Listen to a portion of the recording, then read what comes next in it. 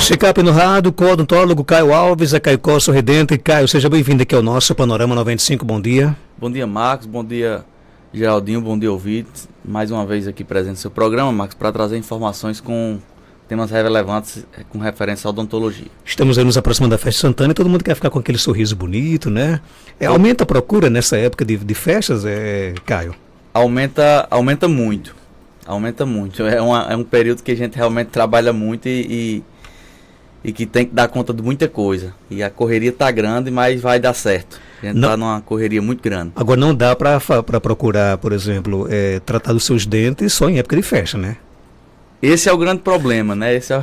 É a grande questão, que algumas pessoas, elas procuram o atendimento odontológico mediante algum evento, mediante alguma urgência. E a odontologia, ela, infelizmente, não é um tratamento um tratamento rápido, de tiro curto. Você precisa estudar, você precisa analisar o caso do paciente. Isso demanda tempo, isso demanda paciência. E às vezes, quando o paciente procura querendo fazer uma reabilitação, querendo fazer uma prótese, fazer alguma troca de prótese que ele já usa, aí é que o tempo trabalha contra a gente. Então, nesse período, por exemplo, a gente infelizmente não teve como pegar alguns trabalhos porque sabia que não tinha como entregar para a festa de Santana. Então, a gente tem que usar da consciência e explicar ao paciente que não tem como, porque realmente não depende só da gente. Depende de outros fatores, laboratório. E isso, às vezes, também demanda muito tempo e acaba que a gente não consegue entregar um trabalho no prazo que o paciente esperaria. Caio, o que é que causa o amolecimento dos dentes permanentes?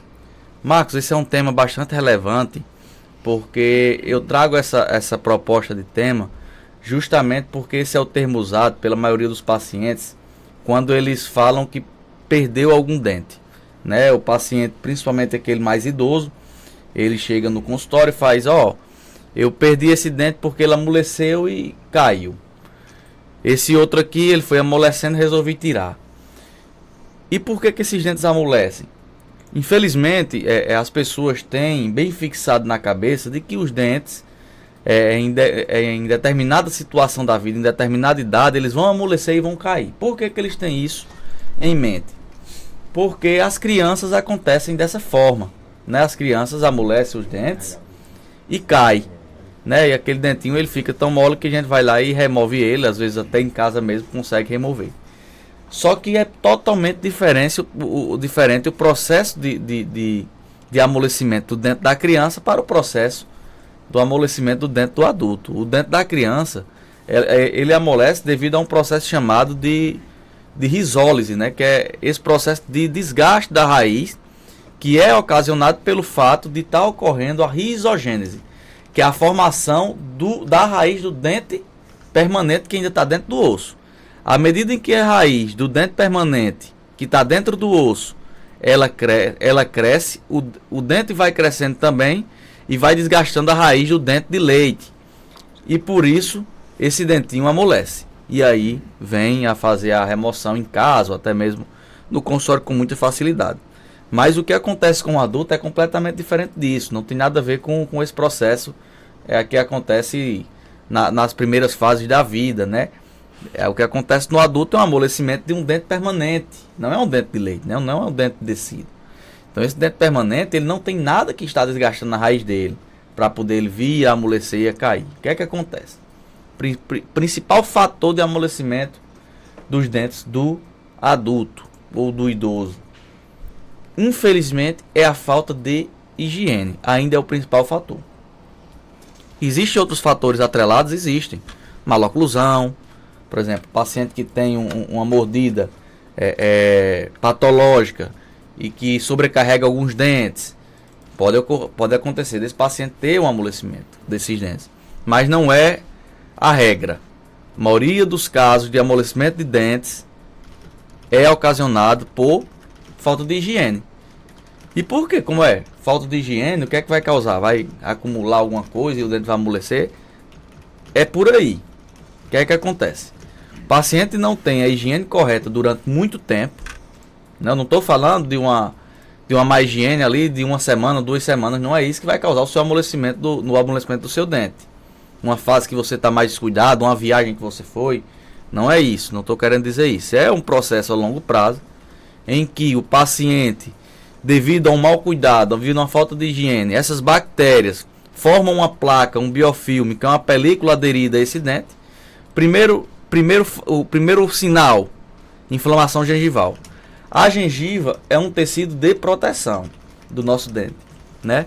Mas ainda está em um estágio que a gente consegue fazer com que haja uma recidiva desse problema, né? Que a gente consegue vencer, combater com algum tipo de tratamento. Só que, devido a essa inflamação, devido ao depósito dessas bactérias e a não remoção dessas bactérias, forma uma crosta que a gente conhece como cálculo ou tártaro, né? E esse cálculo ou tártaro, né, que fica ali naquele dente, ele vai colonizando ainda mais bactérias, vão se aderindo, vai ficando difícil de remover, em casa já se torna impossível, e essas bactérias vão migrando para uma região subgengival, ou seja, dentro da gengiva, em que o paciente muitas vezes nem consegue enxergar.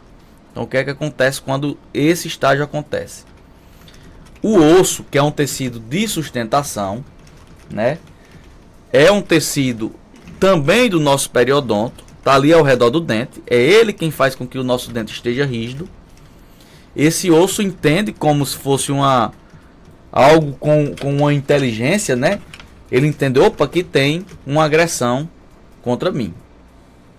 Vou fugir, vou correr disso aqui. Então o osso ele vai reabsorvendo, vai diminuindo a quantidade de osso ao redor desse dente, e esse dente vai perdendo suporte.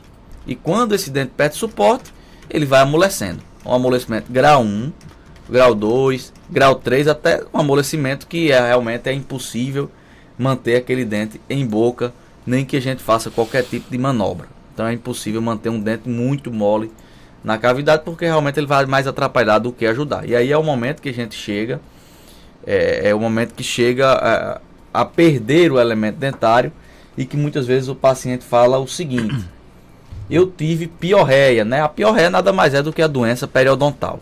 A periodontite, que durante muito tempo foi difundida com esse nome popular, e que as pessoas difundem até hoje, então a gente tem que usar porque é um nome ainda muito usual.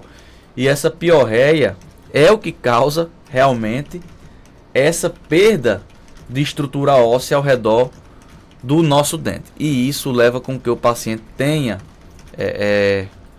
diversos tipos de prejuízos por falta de um elemento dentário ou mais dele, né? Muitas vezes acomete a arcada inteira e o paciente acaba que vai perdendo dentes um por um. E quando perde um dente, vai agravando a situação, perde dois, vai agravando, e é uma cadeia de problemas que a gente sabe que o paciente tende a ficar um paciente, infelizmente, dentro ou desdentado no decorrer de sua vida. Ou seja, na criança, no caso, esse dente ele vai renascer, né? Exatamente. Até que idade, mais ou menos, a criança ou adolescente ele consegue, digamos assim, recuperar esse dente naturalmente? Marcos, hoje a gente basicamente nem trata tanto de idade. A gente tenta explicar para as mães com relação às características dos dentes de leite ou dos dentes permanentes. Eu vou explicar por quê. O primeiro molar permanente é um dentinho que nasce na nossa boca sem que outro caia. Então isso confunde demais as mães, porque elas ficam esperando todos os dentes caírem para que os dentes permanentes vá para o lugar, ocupar aquele lugar que os dentes foram perdidos, né? Que os dentes amoleceram e caíram. Só que o molarzinho ali por volta de 6 anos, ele já nasce, né? Sem que outro caia. Então ele já ocupa um espaço e é um molar permanente. E a mãe tem certeza de que é um dente de leite. Então aí já começa a confusão. Então é muito importante visitar o dentista, né? Desde as primeiras fases da vida, desde os primeiros anos, para que essa educação possa ser introduzida e que essa pessoa possa ter a consciência de que aquele dente pode ou não cair. Outro fator bem interessante, observar a tonalidade dos dentes, né? Por exemplo, o dente de leite, como o nome próprio já diz, ele é um dente branco, é um dente bem opaco, branquinho, parece uma tonalidade quase de parede mesmo, é um dente bem branco, por isso o nome de dente de leite. E o dente permanente, ele é um dente com uma deposição de dentina muito maior, então ele é um dente bem mais amarelado. Então aquele dente que é maior, mais amarelado, que a mãe costuma até dizer, meu Deus, fulano tinha o dente tão bonito e nasceu esse, é desse jeito. O dente permanente, quando nasce, ele é mais amarelado, e aí tem um contraste muito grande com o dente de leite, mas aí quando a dentição fica toda permanente, fica tudo organizado sem problema nenhum. Mas, dente de leite costuma ali até 8, 9 crianças que têm uma dentição mais retida, costuma ter mais idade. A gente está hoje num momento da odontologia, Marcos e ouvinte, que a gente vê muita discrepância de idades. Tem crianças que chegam de dentição permanente, está lá com 10 anos de idade, está com a dentição toda permanente. E é devido ao processo de evolução comum, e se muda muito de criança para criança. Então, o mais interessante realmente é procurar o atendimento odontológico especializado para entender em que fase essa criança se encontra. Se está na fase de dentição decídua, mista ou permanente. E assim, o bom é que a cada ano que se passa, a odontologia ela vai avançando bem mais em termos de tecnologia. Né? Eu me lembro que há talvez uns 25 anos atrás, um amolecimento como esse, né? A primeira coisa que o dentista orientava, ou até mesmo, era extrair o dente. Né? E hoje em dia se há tentativas de recuperar aquele dente, não é? Quando há condições, claro. Isso, exatamente. Com certeza. A odontologia hoje se prega e o que se propaga, a gente tenta fazer uma odontologia minimamente invasiva, né? Uma odontologia que basicamente tenta fazer um trabalho preventivo, apesar de que no nosso país ainda falta um pouco de conscientização das pessoas com relação a isso. A gente ainda é uma população que tem, por cultura, tende a remediar os problemas, né? Só quando tem um problema a gente procura remediar. Isso não estou falando somente com relação a dentista, estou falando com relação a um transporte que você tem. Muitas vezes o brasileiro ele não espera, ele não faz aquela revisão preventiva, seja um equipamento, um transporte, ele deixa para ir quando realmente dá algum problema. E não é diferente com a odontologia. Ainda 70% da população, em média, procura o dentista quando tem algum problema instalado em sua cavidade bucal. Uma dor, algum sinal ou alguma mancha. Muitas vezes é uma mancha que nem é nada, mas aí é o que leva ele a procurar o dentista, é alguma coisa que ele nota diferente. Ele não procura o dentista, por exemplo, de 6 em 6 meses para fazer um trabalho preventivo. Infelizmente ainda não é a regra, mas acredito que nas próximas gerações a gente já tenha uma população muito mais consciente quanto a isso, porque já vem uma população muito mais informada, né? Muito mais rica de informação devido ao acesso, devido até mesmo a internet, redes sociais, que a gente sabe que tem muita desinformação, mas que também tem informação de qualidade quando o paciente procura. Então essas pessoas tendem a procurar em um momento melhor os dentistas no decorrer do tempo. Vamos aqui ao nosso WhatsApp, bom dia. Bom dia, Marcos. Bom dia, doutor. Doutor, meu filho, ele mudou um dente, esse dente que a gente chama presa. Ele mudou com 16 anos. Isso é normal, isso é comum que isso aconteça. É Marioneta aqui do Caturé, Jardim do Seridó. Eita, terra boa, Caturé, Jardim do Seridó. E aí? Tá vendo uma coisa aí, 16 anos, não é o comum, mas não é anormal, não é porque ele trocou o dente com essa idade que existe algum tipo de anomalia ou patologia. Isso a gente consegue, é a minoria dos casos, né? A gente sabe que por volta de 10, 11 anos a criança, o canino que ela chama presa é realmente o último dente a ser trocado. Claro, existem também outras divergências, tem vezes que são os molares, mas geralmente os caninos são um dos últimos dentes a serem trocados, né? Dentição decida por permanente. Mas não chega a 16 anos, né? 16 anos os pacientes estão, a maioria deles, a grande maioria, a dentição toda permanente e estável. Praticamente com alguns dentes já com ápice completamente fechado, raiz toda formada. Mas a gente tem um exemplo da ouvinte que está falando que o filho trocou com 16 anos. Por isso essa grande discrepância de idade, né? A gente não tem mais como dizer uma coisa exata com quantos anos a pessoa vai trocar os dentes, porque isso gera uma ansiedade muito grande nas mães e nos pais. A gente diz, com 10 anos ele vai estar trocando. Aí quando não acontece, aí procura. Rapaz, não aconteceu. E começa a ficar nervoso, muitas vezes nem é nada. Muitas vezes é só o tempo que não ocorreu, o dente toma uma via de erupção diferente, não consegue desgastar aquela raiz, fica retida.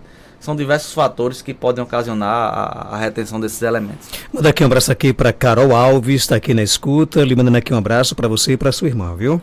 Valeu, Carol, muito obrigado. Olha, é Caio Alves, ele é odontólogo da Caicó Sorridente, clínica odontológica, localizada na Avenida Seridó, 384, no centro de Caicó. Telefones 99891-0201, 3421-4421. Você pode seguir, inclusive, no Instagram, @Caicó Sorridente. Algo mais, Caio? Só agradecer pelo espaço e até a próxima, se Deus quiser. 7h30.